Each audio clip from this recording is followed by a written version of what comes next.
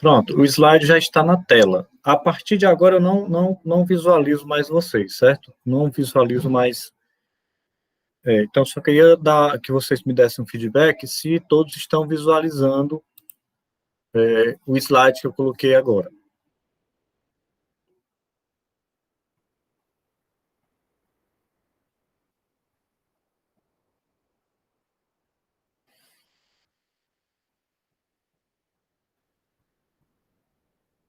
Todos estão vendo?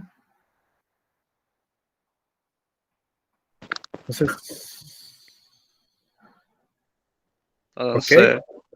Beleza. Então, vamos lá. Então, nosso quinto aulão de matemática.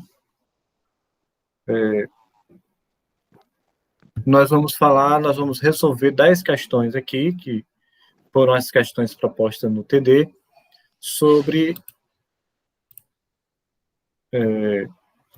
razão, proporção e regra de três, que são 3 assuntos que estão ligados, né, interligados entre si, tá? Sempre vai cair no Enem. Num estudo feito de 2013 até 2019, mais de 10% das questões do Enem envolviam grandezas proporcionais, ou seja, razão, proporção, regra de três simples e composta, e são questões fáceis de serem resolvidas, uma vez que a gente tem a noção de proporcionalidade. Tá? Elas são até interessantes porque você tem várias maneiras de resolver. Você usa multiplicação, você usa divisão, você usa razão, pode usar a própria regra de três, algumas a gente precisa mesmo da regra de três para fazer a solução, mas você pode usar vários caminhos diferentes para resolver uma mesma questão envolvendo este assunto. Então, sem mais delongas, vamos responder a primeira questão do TD, que diz assim: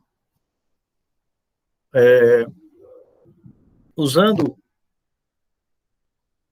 a capacidade máxima de carga do caminhão de uma loja de materiais de construção, é possível levar 60 sacos de cimento, ou 90 sacos de cal, ou 120 latas de areia. No pedido de um cliente, foi solicitada a entrega de 15 sacos de cimento, 30 sacos de cal e a maior quantidade de latas de areia que fosse possível transportar, atingindo a capacidade máxima de carga do caminhão. Nessas condições, qual a quantidade máxima de latas de areia que poderão ser enviadas ao cliente? Então, vamos entender. No caminhão, você pode levar, qual é a capacidade máxima desse caminhão? Ou seja, no máximo, o que você pode colocar dentro desse caminhão? Você pode colocar 60 sacos de cimento, aí você lota o caminhão, fica com a carga máxima. Ou 90 sacos de cal, você colocar 90 sacos de cal, você também vai ter o caminhão com sua capacidade máxima. Ou 120 latas de areia. Então, o caminhão suporta uma dessas cargas para atingir a capacidade máxima. No caso, o cliente aqui, ele pediu lá para ser transportado para ele 15 sacos de cimento, 30 sacos de cal e a maior quantidade de latas de areia que pudesse ser colocada, de modo que o caminhão atinja a sua capacidade máxima. Então, para responder essa questão, pessoal, um dos caminhos, das maneiras que a gente pode fazer é o seguinte. Primeiro, vamos tentar, como o nosso objetivo é descobrir a quantidade de areia, eu vou fazer uma relação, uma razão entre a quantidade de saco de cimento e a areia, os sacos de cal e a areia. Então, o que diz a questão lá no início? A questão no início diz que neste caminhão eu posso levar 60 sacos de cimento ou 120 latas de areia. Significa que 60 latas de cimento, 60 sacos de cimento, equivale, ou seja, tem o mesmo volume que 120 latas de areia. Vocês estão entendendo? Tanto faz eu colocar 60 sacos de cimento dentro desse caminhão, como eu colocar 120 latas de areia.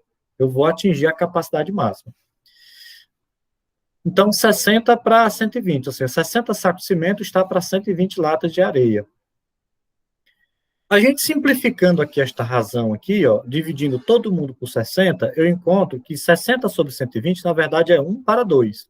Ou seja, um saco de cimento equivale a 2 latas de areia, ok?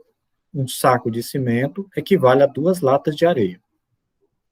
Vamos agora fazer esta mesma relação entre os sacos de cal e as latas de areia. No caminhão cabem 90 sacos de cal ou 120 latas de areia. Então, 90 sacos de cal equivale, ou seja, é o mesmo volume, ocupa o mesmo espaço que 120 latas de areia.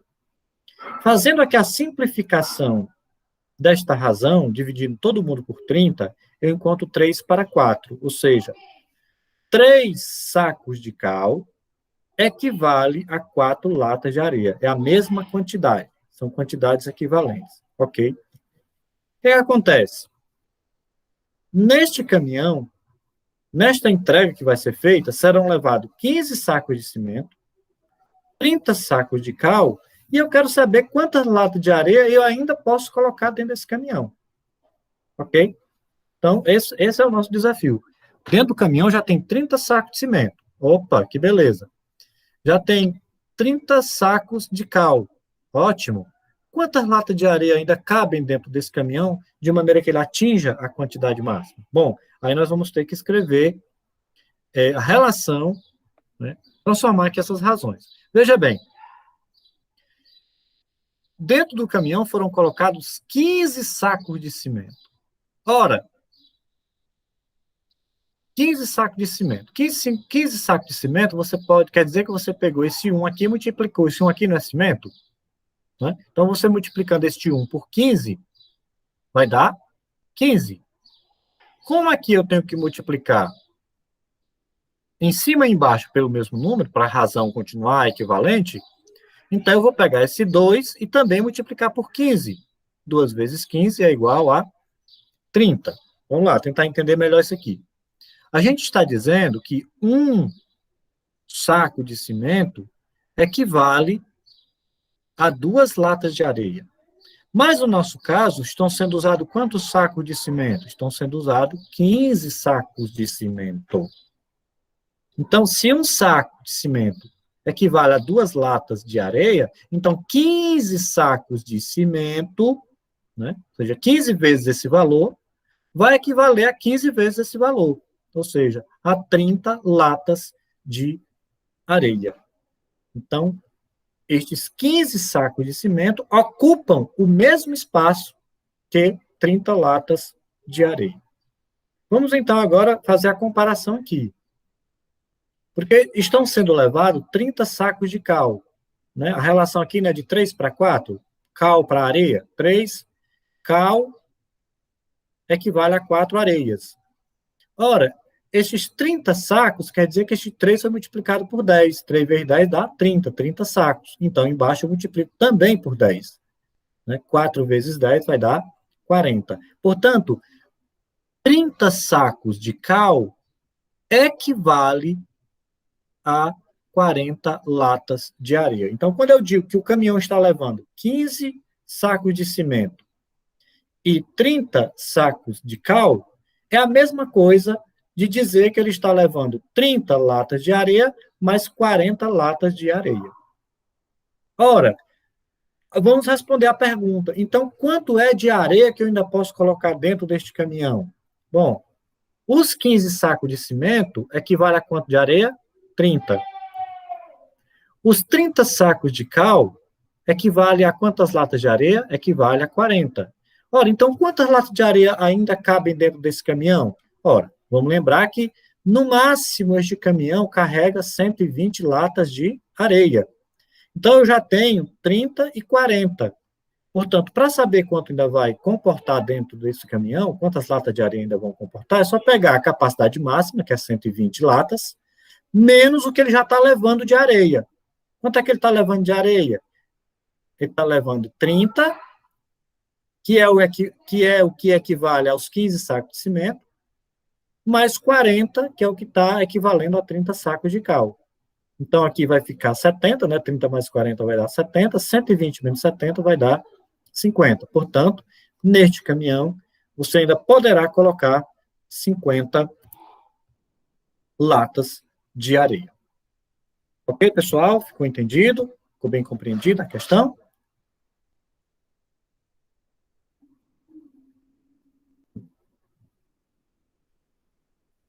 Então, vou entender que todo mundo entendeu.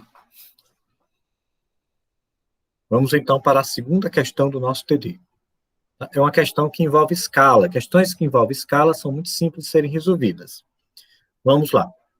A figura a seguir representa parte da planta de um loteamento em que foi usada a escala 1 para 1000. No centro da planta, uma área circular com diâmetro de 8 centímetros foi destinada para a construção de uma praça. O diâmetro real dessa praça em metro é... Então, eu tenho aqui uma planta, né, de uma praça, eu tenho aqui um círculo central cujo diâmetro é 8 centímetros. Só que esta planta, ela está feita, ela está desenhada na escala de 1 para 1000. Pessoal, o que significa dizer que esta escala é de 1 para 1000? Significa dizer que cada medida no desenho equivale a 1000 vezes esse valor no tamanho real. Então, cada centímetro nessa praça equivale a 1000 centímetros no tamanho real da praça. Isso é o significado de escala. Como eu quero a minha resposta em metro, então eu posso dizer o seguinte: 1 centímetro vale 1000 centímetros, por conta da escala, ou 1 centímetro vale... Ora, 1000 centímetros, pessoal, equivale a 10 metros. Vamos lembrar que 1 metro são 100 centímetros. 1 metro são 100 centímetros. Se eu tenho 1000 centímetros, então eu tenho 10 vezes 100 centímetros. Então eu tenho 10 metros. Então eu posso traduzir ou transformar essa escala dizendo que 1 centímetro, que equivale a 1000 centímetros no tamanho real, também pode ser dito assim, que 1 centímetro, aqui no desenho, vai equivaler a 10 metros no tamanho real. Então, é muito simples. Se esta praça ela tem um diâmetro de 8 centímetros, e cada centímetro vale 1000 centímetros, então esse 8 centímetros vai ser 8 vezes 1000, né? Ou, este 8 centímetros vai ser 8 vezes 10 metros, né? Como está dito aqui, a gente transformou. Conclusão, qual é a conclusão? Quanto é 8 vezes 1000? É 8.000 centímetros. Ou, quanto é 8 vezes 10 metros? São 80 metros. Como ele está querendo o tamanho real dessa praça em metro, então eu tenho que o tamanho real dela será equivalente, né, a 80 metros. Então, é o item D, a resposta correta. Então, vocês percebam, pessoal, que as questões do Enem, na sua maioria, não envolvem tanto cálculo assim. Envolve mais conhecimento, interpretação, né, para a gente poder chegar na resposta. Tem alguma dúvida nessa questão?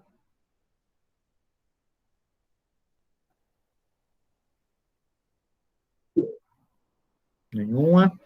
Ah, o Alex está com a gente. Boa tarde também, seu Alex. Vamos em frente, então. Terceira questão.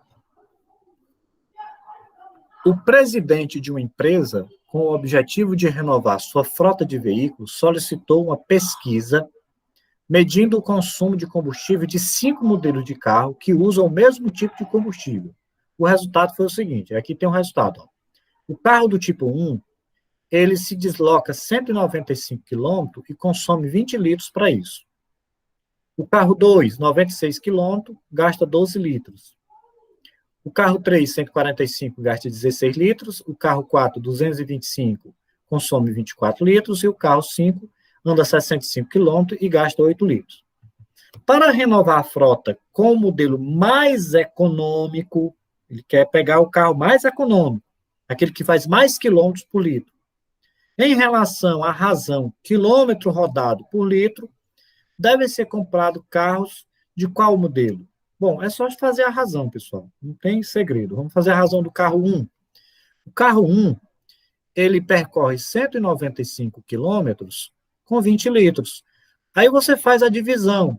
195 dividido para 20 dá 9,75. Significa que este carro ele percorre 9,75 quilômetros por litro, né, gastando 1 litro. Então, este é o desempenho, né, vamos dizer assim, de consumo deste carro do tipo 1. Carro do tipo 2, 96 quilômetros com 12 litros. Você divide 96 para 12, vai dar 8. Então, o carro 2, ele anda 8 quilômetros com litro, né, com 1 litro. O carro 3, são 145 quilômetros que ele anda gastando 16 litros. Fazendo esta divisão, dá 9,06 quilômetros por litro. O carro número 4, ele anda 225 quilômetros, gastando 24 litros. Fazendo esta divisão, 9,37 quilômetros com 1 litro. E o carro número 5 anda 65 quilômetros com 8 litros, fazendo a divisão, dá 8,12 quilômetros por litro. Ora, ele quer aquele carro mais econômico, aquele que faz mais quilômetros com 1 litro de combustível. Então, se você comparar aqui, ó, onde é quem tem o maior valor aqui? O maior valor aqui é o carro 1, né? Porque o 9,75 é maior do que 9,06, que é maior do que 9,37. Portanto, a resposta certa é o carro do tipo 1. Será o carro que vai ser comprado para renovar a frota, porque é o mais econômico. Faz mais quilômetros com 1 litro do que os demais. Questão simples também, creio que não há dúvida nenhuma. Vamos seguir em frente. Questão de número 4. Não é nem de 2019, né, nem do ano passado. O sistema métrico decimal é o mais utilizado atualmente para medir comprimentos e distâncias.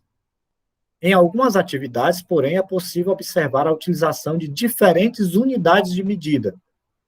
Um exemplo disso pode ser observado nesse quadro. Então, esse quadro está me dizendo, por exemplo, que 1 polegada equivale a 2,54 centímetros.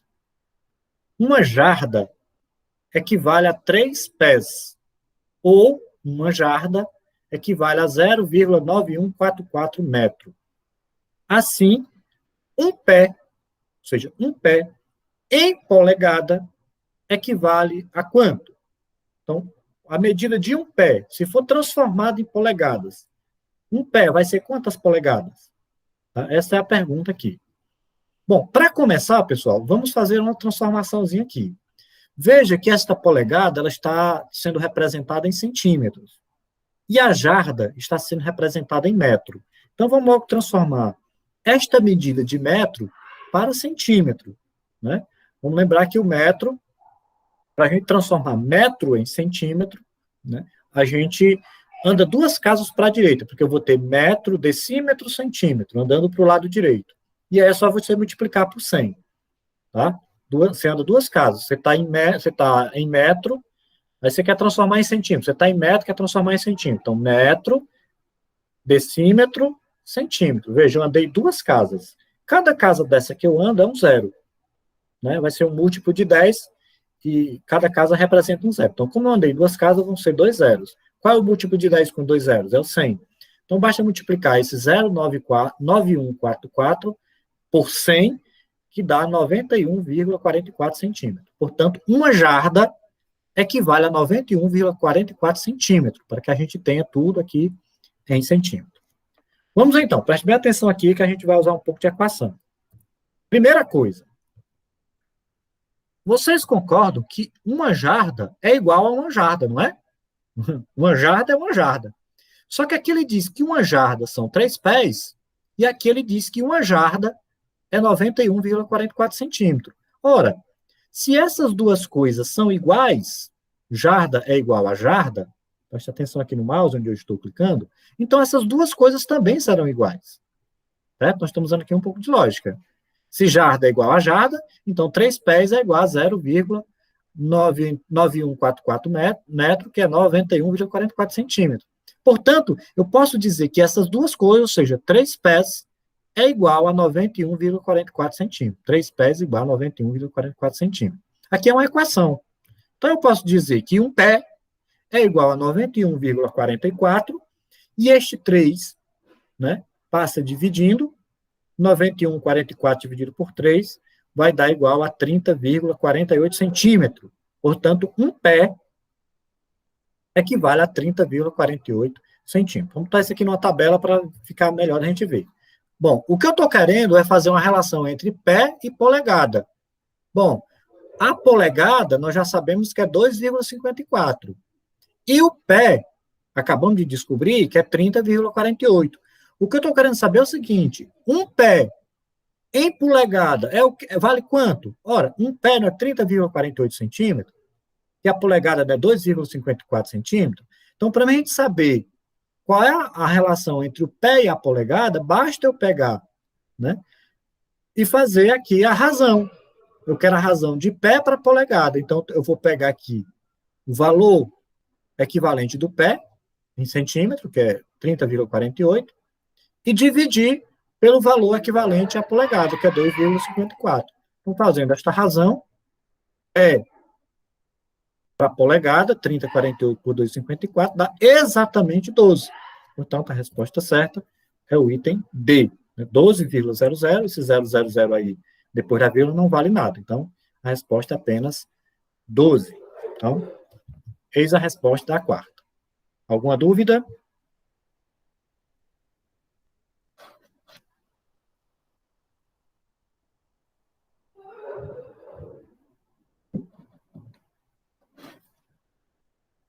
Acho que não. Vamos para a quinta.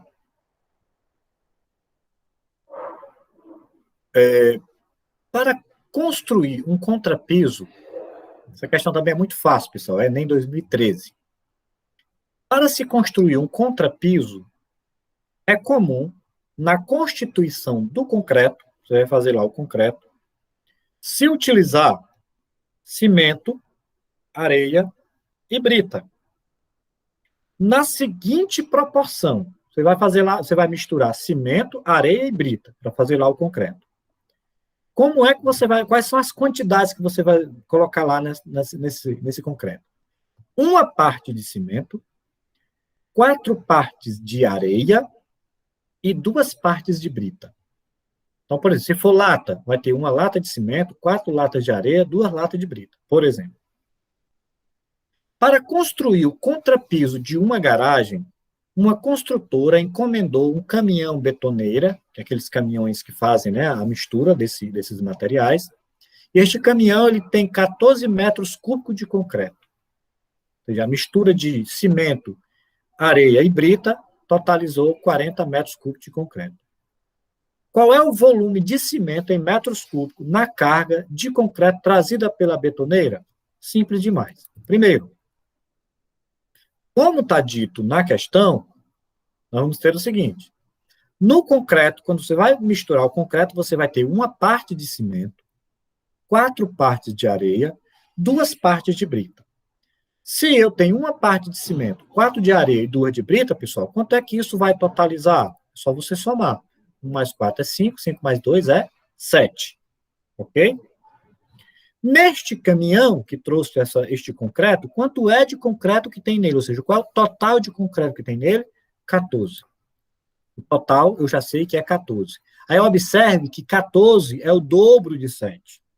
Se 14 é o dobro de 7, quer dizer que todos os ingredientes aqui também serão o dobro. Então, eu terei o dobro de brita, 2 vira 4, terei o dobro de areia, 4 vira 8, e terei o dobro de cimento, 1 vira 2. Como ele está querendo o volume de cimento, então a resposta está aqui, ó. O dobro de cimento é 2. Portanto, resposta item B. É tão fácil que eu fico com vergonha de responder para vocês, né? Porque é muito simples essa questão. Só você usar a ideia de proporcionalidade, né? Dobrou, então todo mundo vai ter que dobrar.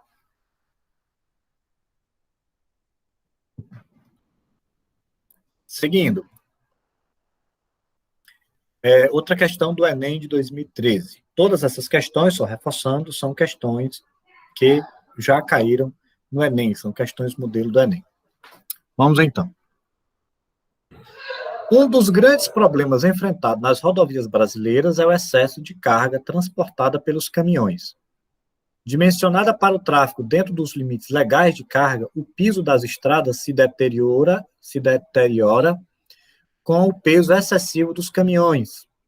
Além disso, o excesso de carga interfere na capacidade de frenagem no funcionamento da suspensão do veículo, causas frequentes de acidentes. Esse texto aqui foi só informativo, não serve para nada para responder a questão. Ciente desta responsabilidade, com base na experiência adquirida com pesagens, um caminhoneiro sabe que seu caminhão pode carregar. Quanto é que seu caminhão pode carregar? No máximo, 1.500 telhas ou 1.200 tijolos. Ou ele leva 1.500 telhas, ou ele leva 1.200 tijolos. Tá? É o que ele sabe que o caminhão dele suporta. Considerando esse caminhão carregado com 900 telhas, eu já tenho 900 telhas dentro desse caminhão, quantos tijolos, no máximo, podem ser acrescentados à carga, de modo a não ultrapassar a carga máxima do caminhão? Veja, eu já sei que o caminhão ele pode levar 1.500 telhas ou 1.200 tijolos. Acontece que o caminhão ele está com 900 telhas dentro. E aí eu quero colocar alguns tijolos. Então, quantos tijolos eu posso colocar dentro desse caminhão? Bom, pessoal, existem vários meios para resolver. Eu vou optar a usar a regrazinha de 3. Eu tenho duas grandezas aqui, telhas e tijolos. Então, o que acontece?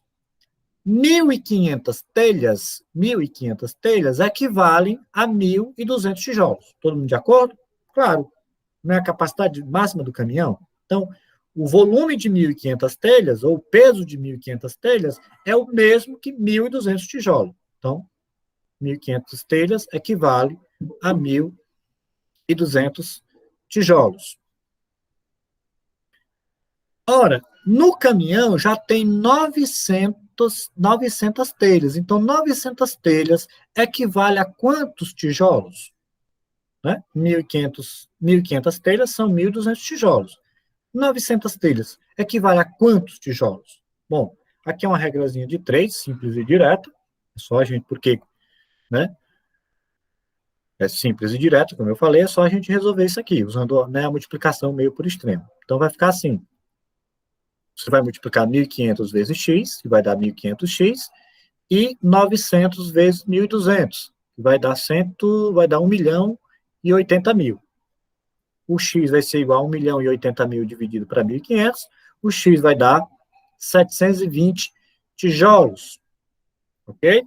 Então, quer dizer que estas 900 telhas, quando eu digo que tem 900 telhas dentro do caminhão, é a mesma coisa de dizer que tem 720 tijolos.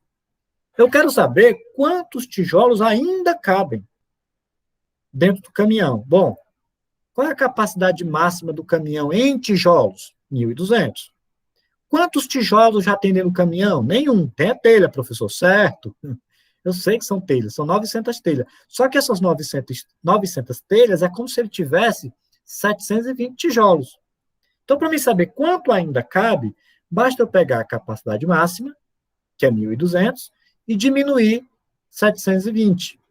E aí a conta vai dar 480, que corresponde ao item C. Ok? Ok, pessoal? Deixa eu só ver aqui, parece que tem alguém querendo se comunicar comigo. Acho que não. Eu digo alguém da sala, mas não. Eu sei que tinha alguém querendo. Tem alguma dúvida, pessoal, na questão? Ficou claro? Se você, alguém resolveu de outro jeito, não tem problema. O importante é que tenha chegado no mesmo lugar. Vamos então para frente. Vamos para a questão de número 7. Questão de número 7. É uma questão também, pessoal, que vai envolver escalas, né? Vai envolver escalas. Então, vamos lá. Numa tarefa escolar, um aluno precisava fazer a planta baixa de sua casa usando uma escala de 1 para 40. Ele verificou que a base da casa era retangular, né? Ou seja, o tamanho real da casa, a casa tem o formato de um retângulo, com 12 metros de comprimento, é o tamanho real da casa, e 8 metros de largura, né? A largura real da casa. O aluno foi a uma papelaria e lá observou que havia 5 tipos de folha de papel, todas com diferentes dimensões.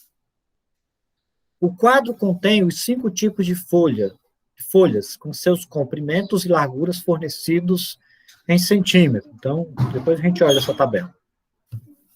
O aluno analisou os 5 tipos de folha e comprou a que possuía as dimensões mínimas necessárias para que ele fizesse a planta de sua casa na escala desejada, que é essa aqui, deixando exatamente 2 centímetros de margem em cada um dos 4 lados da folha.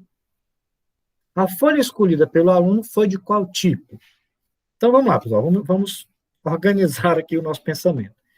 O aluno vai fazer uma casa, né, a tarefa escolar dele lá. A casa vai ter 12 metros de comprimento e 8 metros de largura. Isso é o tamanho real da casa. 12 metros de comprimento, 8 metros de largura. Só que no papel ele vai ter que desenhar isso numa escala, ele vai ter que desenhar menor. Tá? Qual é a escala que ele vai utilizar? Ele vai usar a escala 1:40. Ou seja, cada centímetro na folha de papel vai valer 40 centímetros no tamanho real da casa. Ok? Então, isso é o que diz a escala. Então, aqui é a escala. Então, 1 centímetro no papel equivale a 40 centímetros no tamanho real. Ok? Mas, como as minhas medidas aqui estão em metros, é melhor transformar logo essa escala para metro. Ora, 40 centímetros medido em metro equivale a quanto? Aí eu faço agora o contrário, de centímetro para metro, de centímetro para metro, centímetro, decímetro, metro. Estou voltando 2 casas. Então, eu tenho que pegar 40 e dividir por 100. 40 por 100 é 0,4. Então, vamos lá. 1 centímetro no papel vale 40 centímetros no tamanho real da casa. Isso é a mesma coisa de dizer que 1 centímetro no papel vai valer 0,4 metro no tamanho real. Eu preciso colocar isso em metro, porque aqui está em metros. Ok? Então, vamos lá. Vamos logo para a planta. A planta, qual é o comprimento real da casa? 12 metros. Certo? 12 metros. Mas aí, qual é o comprimento que eu vou ter que colocar em centímetro? Aí eu tenho que me lembrar que a minha escala é que 1 centímetro equivale a 0,4 metros. Então, eu tenho que pegar os 12 metros do comprimento e dividir pela escala, que é 0,4. 12 dividido para 0,4 dá igual a 30 centímetros. Ou seja, o comprimento lá no papel, na hora que for desenhar o comprimento no papel, esse comprimento deverá medir 30 centímetros. A largura, qual é a largura? A largura são 8 metros. Como é que eu vou saber no papel desenhar essa largura? Basta eu pegar os 8 metros e dividir pela escala, que é 0,4. 8 dividido para 0,4 vai dar 20 centímetros. Então, a largura da planta da casa vai ter que ter 20 centímetros. Ok? Mas o aluno quer que sobre 1 centímetro em cada lado. Tá? Então, fica assim. Na folha, né, ele quer comprar a folha. Então, essa folha, além de caber a planta da casa com 30 centímetros de comprimento e 20 centímetros de largura, tem que sobrar 2 centímetros em cada lado da folha. Então, no comprimento, que é 30 centímetros, vai ter que sobrar 2 centímetros de um lado e 2 centímetros do outro, né? Vamos pensar aqui. Eu tenho uma folha com a planta desenhada dentro, que vai ter 30 centímetros, mas vai ter que sobrar 2 centímetros acima e 2 centímetros abaixo. Então, isso vai dar 34 centímetros. Na largura, a planta vai ter 20 centímetros, mas vai ter que sobrar 2 centímetros de cada lado também da planta, do desenho, né, da figura. Então, 2 de cada lado são 24 centímetros. Portanto, a folha de papel que ele vai usar para fazer esse desenho precisa ter, no mínimo, 34 centímetros de comprimento e 24 centímetros de largura. Aí você olha para cá e vê que corresponde a isso aqui. Professor, poderia ser essa aqui? Poderia, mas ele está querendo o mínimo, né? O tamanho mínimo da folha. Então, a resposta certa é o papel do tipo 4. Tá claro, pessoal, a questão?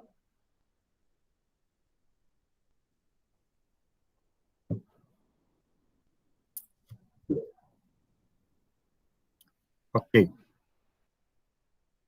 Vamos para frente. Questão de número 8. Um clube tem um campo de futebol com uma área de 8.000 metros quadrados correspondente ao gramado. O gramado desse campo de futebol são 8.000 metros quadrados. Usualmente, a poda da grama desse campo é feita por 2 máquinas do clube próprias para o serviço. Trabalhando no mesmo ritmo, as 2 máquinas podam juntas 200 metros quadrados por hora. Ok?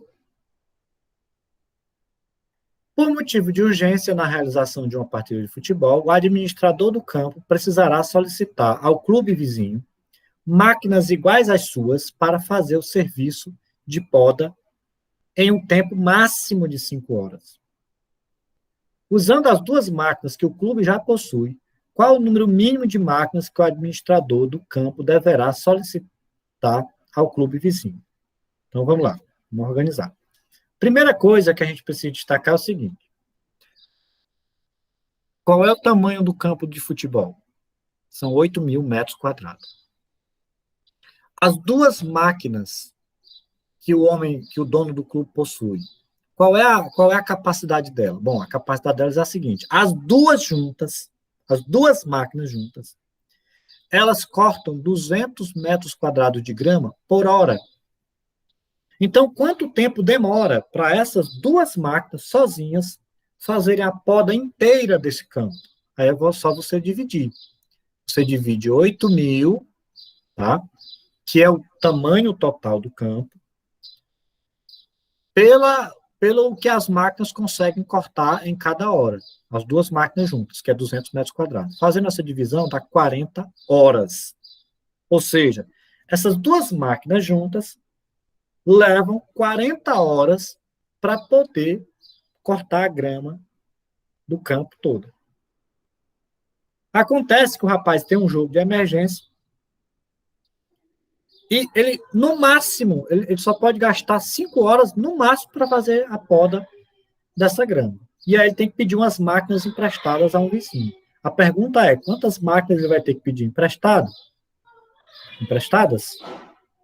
para fazer essa poda em 5 horas? Aí nós vamos usar novamente uma regrazinha de 3. Como é que eu vou usar a regra de 3? As 2 grandezas envolvidas é o número de máquinas e o tempo que demora para cortar a grama. Nós já vimos que as 2 máquinas que ele possui, elas levam 40 horas para cortar a grama completa do campo. Né? Foi o que a gente acabou de falar. As 2 máquinas, juntas, levarão 40 horas para fazer a poda. Só que ele que precisa fazer isso em 5 horas. Então, a pergunta é, quantas máquinas são necessárias para fazer a poda em 5 horas? Aqui é uma regrazinha de 3. Nós vamos aqui colocar umas setazinhas dizendo o seguinte: se você aumentar o número de máquinas, você botar mais máquinas trabalhando, você vai diminuir o tempo necessário para fazer a poda. Então, são grandezas inversas. Isso aqui é sempre importante na hora de resolver um problema com regra de 3. Saber se as grandezas são diretas ou se são inversas. Então, vamos de novo à pergunta. Se ele aumentar o número de máquinas, ele vai aumentar ou diminuir o número de horas para fazer a poda? Ele vai diminuir. Então, aumenta uma, a outra diminui. Como é que eu vou montar isso? Fica montado da seguinte maneira. 2 está para x, assim como, aí aqui você troca. Por que eu troco? Porque essa grandeza aqui ela é inversa dessa aqui. Então, na hora de escrever a proporção, você tem que inverter. O 5 vai para cima, 40 vem para baixo. Então, 2 fica 5 para 40. Certo? Faz aqui a inversão. Agora, só contas. 5 vezes x é 5x, 2 vezes 40 é 80. Então, x é igual a 80 dividido para 5, x é igual a 16. Então, a resposta certa é... Aí você vai dizer 16. Não, não é 16. Tenha cuidado, vamos ter cuidado para a gente entender direitinho a pergunta. A pergunta é assim, ó. Utilizando as duas máquinas que o clube já possui, qual é o número mínimo de máquinas que o administrador do campo deverá solicitar ao clube vizinho? O que eu descobri aqui é que para cortar essa grama em 5 horas, precisarão de 16 máquinas. Só que vamos lembrar que o homem já tem duas, o dono do clube já tem duas. Então ele vai ter que pedir quantas emprestadas? Ele vai ter que pegar, como são 16 que precisa, menos as duas que ele já tem. Então ele vai precisar pegar 14 máquinas emprestadas. Ok? Então essa é a resposta.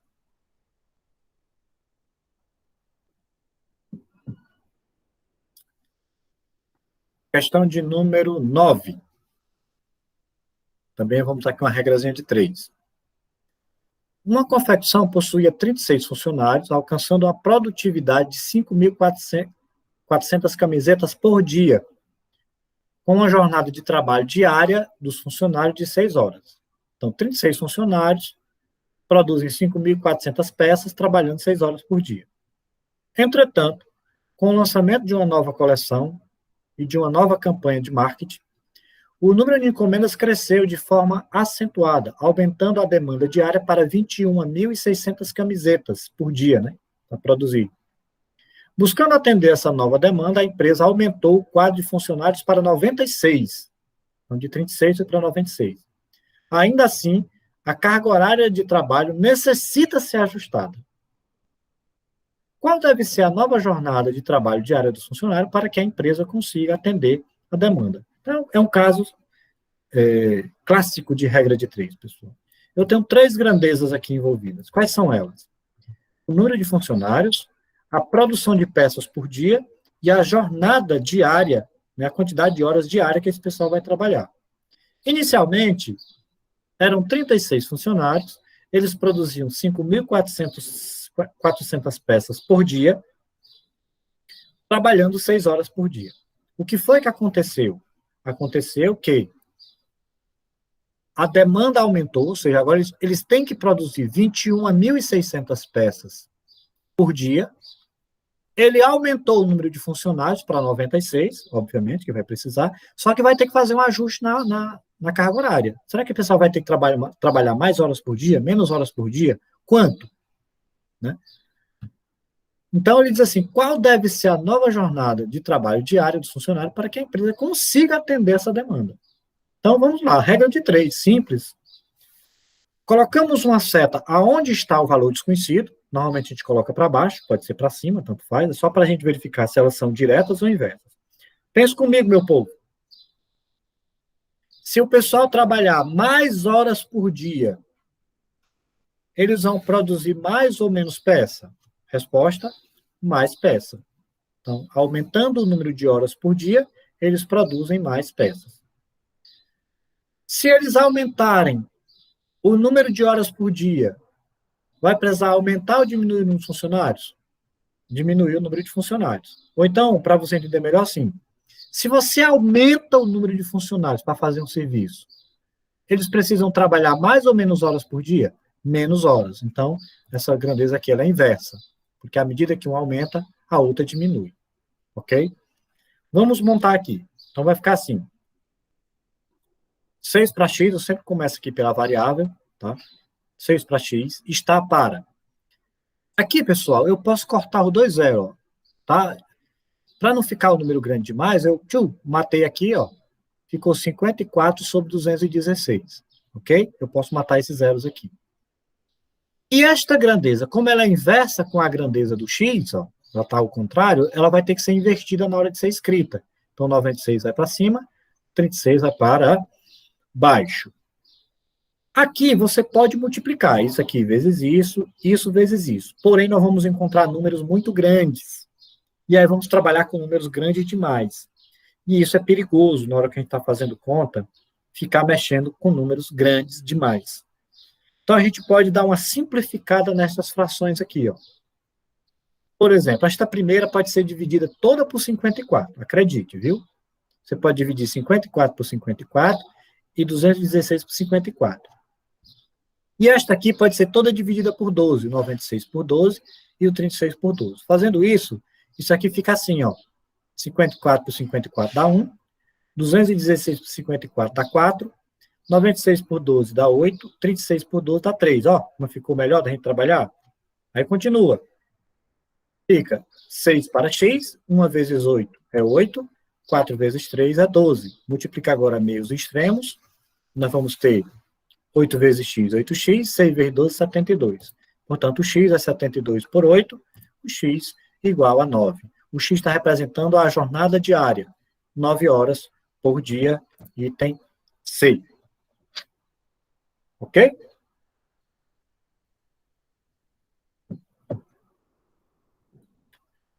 Próxima. Próxima e última.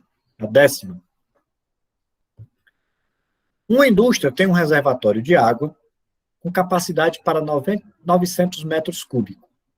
Quando há necessidade de limpeza do reservatório, toda a água precisa ser escoada. O escoamento da água é feito por 6 ralos e dura 6 horas, quando o reservatório está cheio. Esta indústria construirá um novo reservatório com capacidade de 500 metros cúbicos, cujo escoamento da água deverá ser realizado em 4 horas, quando o reservatório estiver cheio. Os ralos utilizados no novo reservatório deverão ser idênticos aos do já existente. A quantidade de ralos do novo reservatório deverá ser igual a problema clássico de regra de 3. Isso aqui é do Enem 2013 também. Quais são as grandezas que eu tenho aqui, pessoal? É o volume de água do reservatório, a quantidade de ralos que vão ser usados para escoar a água e o tempo que vai demorar para fazer o escoamento dessa água. Inicialmente, o reservatório é um reservatório com 900 metros cúbicos, que tem 6 ralos e que faz o escoamento desta água em 6 horas. Depois, nós vamos ter um reservatório com 500 metros cúbicos de volume e que precisa fazer o escoamento em 4 horas. Então, quantos ralos precisam ser colocados nesse reservatório para que isso aconteça? Regra de 3 para resolver. Vamos colocar uma setazinha onde está o x, pode ser para cima ou para baixo, eu resolvi botar para baixo, e vamos verificar se essas grandezas são diretas ou inversas com essa aqui, a principal aqui que eu estou querendo encontrar. Senhores e senhoritas, se eu aumento a quantidade de ralos, aumenta ou diminui o tempo para escoar a água? Diminui, não é isso? Desculpa, aqui a setazinha, vamos logo para cá. Senhoras e senhores, é porque ele compara logo o volume com os ralos, tanto faz, um como o outro. Senhoras e senhores, se eu aumento a quantidade de ralos, eu vou escoar mais ou menos água? Mais água. Se eu aumento os ralos, eu escoo mais água. Então, aumenta ralo, aumenta o volume de água. Então, são grandezas diretamente proporcionais. Um aumenta, a outra aumenta. Senhores e senhoras, se eu aumento a quantidade de ralos, eu aumento ou diminuo o tempo necessário para escoar água? Eu diminuo. Né? Se eu tenho mais ralos, se tem mais buracos saindo água, diminui o tempo que a água vai levar para ser escoada. Então, grandeza inversamente proporcional. Então, agora é só a gente montar. 6 sobre x, eu começo sempre por ela, igual a 900 sobre 500, não muda nada, porque elas são diretas. Ó. Agora, esta aqui, que é inversa dessa aqui, eu vou ter que trocar na hora de escrever. Então, 4 para cima, 6 para baixo. Ok? Aqui também eu vou dar uma simplificada, pessoal. Eu poderia fazer 900 vezes 4 e 500 vezes 6, mas ficaria números muito grandes. Como eu já falei, é perigoso trabalhar com números grandes demais. Então, fica assim, simplificando. 6 para x. Posso cancelar os zeros aqui, ó, fica 9 sobre 5. Dividindo todo mundo por 2, fica 2 sobre 3. Então, vai ficar 6 para x. 9 vezes 2 é 18. 5 vezes 3 é 15. 18 vezes x dá 18x. 6 vezes 15 é 90. Isso. Então, x é igual a 90 por 18. X igual a 5. Portanto, a resposta, 5 ralos. Ok? Então, a gente conclui, né, a nossa explicação, né, do assunto de hoje. Deixa eu voltar aqui, então, para a tela, para que a gente possa se ver novamente, e aí, assim, a gente encerra a nossa explicação.